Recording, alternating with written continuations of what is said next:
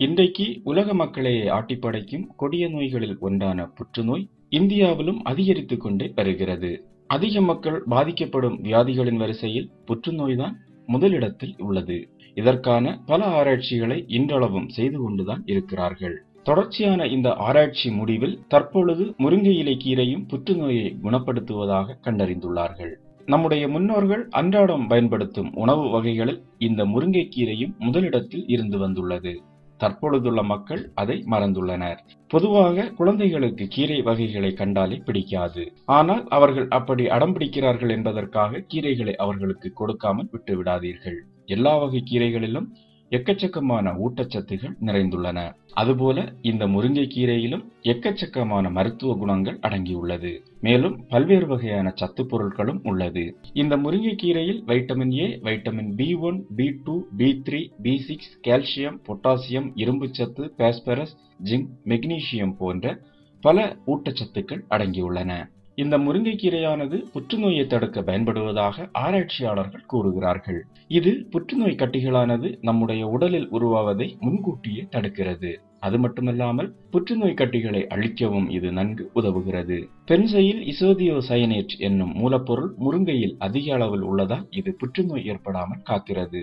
அண்மையில் செய்யப்பட்ட ஆராய்ச்சிகளில் முருங்கையில் மேலும் எண்ணற்ற நன்மைகளை கண்டறிந்துள்ளனர். அதில் முக்கியமானது கல்லீரலை சுத்தம் செய்வது, நுரையீரல் புற்றுநோய் செல்கள் உருவாவதை தடுப்பது, உடலில் உள்ள புற்றுநோய் கட்டிகளை அழிப்பது, நோய் எதிர்ப்பு சக்தி மண்டலத்தை உறுதிப்படுத்துவது.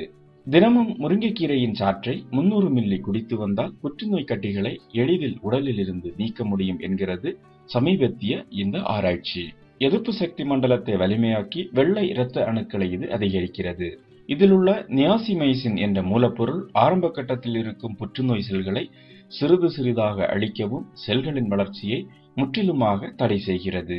தினமும் பச்சை காய்கறிகள் என்பது உடலுக்கு எவ்வளவு நல்லதோ அதே போன்றுதான் கீரை வகைகளை உணவில் சேர்த்துக் கொள்வதும். தினமும் முருங்கை கீரையை மட்டும் சாப்பிடாமல் ஒவ்வொரு நாளும் வெவ்வேறு கீரைகளை உட்கொள்வதால் அதிக ஆரோக்கியத்தை பெறலாம். இந்த முருங்கைக்கீரையானது புற்றுநோய் மட்டுமல்லாமல் வேறு பல நன்மைகளையும் உடலுக்கு தருகிறது. உங்கள் தோல் சார்ந்த அனைத்திற்கும் ஒரு மிக சிறந்த மருந்து முருங்கையே. முருங்கைக்கீரையை சாப்பிட்டு வந்தால் உங்களுடைய சருமத்தை எப்போதும் சுத்தமாகவும் கிருமிகளிடமிருந்தும் பாதுகாக்கலாம். முடி உதிரும் பிரச்சனைகள் நம்மில் பலருக்கும் இருக்கிறது.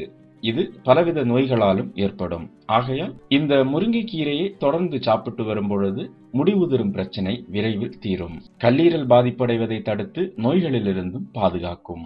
இரத்த சோகை உள்ளவர்களுக்கு இந்த முருங்கைக்கீரையானது சரியான தீர்வு.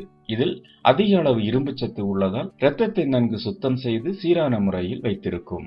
செரிமான கோளாறு அதிகம் ஏற்படுபவர்கள் முருங்கைக்கீரையை சூப்பாக குடித்து வரும் பொழுது இந்த செரிமான கோளாறுகள் தீரும். அது மட்டுமல்லாமல் மலச்சிக்கலும் குணமடையும்.